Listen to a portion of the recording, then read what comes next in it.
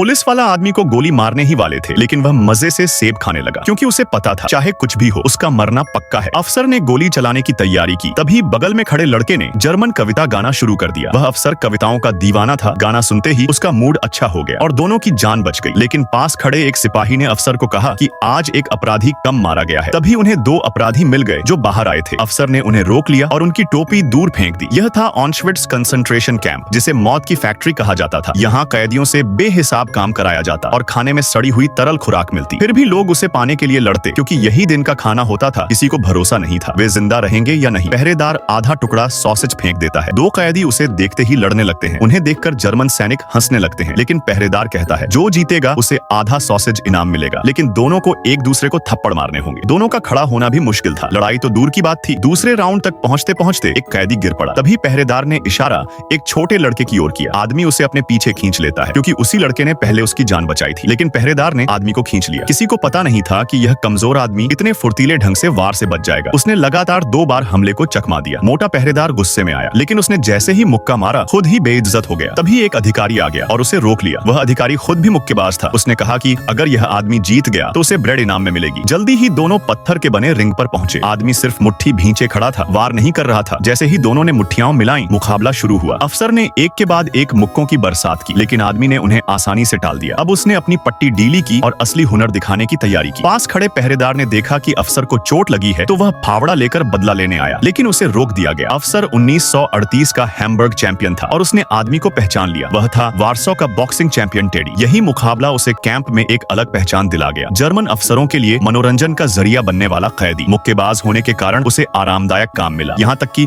उसका अपना जिम भी था। अपनी जिंदगी बचाए रखने के लिए उसे हर कुछ दिनों में मुकाबले में उतरना पड़ता था ताकि नीचे बैठे अफसरों का मनोरंजन हो सके। हर बार टेडी अपने हुनर से अपने दुश्मन को चित कर देता क्योंकि वह जानता था कि जीत ही उसकी जिंदगी की गारंटी है। धीरे धीरे टेडी कैदियों का मनोबल बन गया, लेकिन वह अफसर भी समझ गया कि टेडी अब सिर्फ खिलौना नहीं बल्कि कैदियों को प्रेरित करने वाला खतरा है। उनकी हिम्मत तोड़ने के लिए जर्मन सेना ने आधा टन वजन वाले को बुलाया जो टेडी का अगला दुश्मन था। अपने से कहीं बड़े शरीर वाले को देखकर भी टेडी बिल्कुल नहीं डरा, बल्कि घूम घूम कर उसे इस तरह मारा कि वह पागल हो गया और आखिर में एक जोरदार मुक्के से उसे हरा दिया। इस तरह टेडी ने अपने हुनर से ढेर सारा खाना जीता, जिसे वह हर बार बाकी कैदियों में बांट देता। लेकिन सुख ज्यादा दिन नहीं टिका। उसी रात जर्मन सेना यहूदी कैदियों को क्रम से गैस चैम्बर में भेज रही थी। Subscribe for part 2।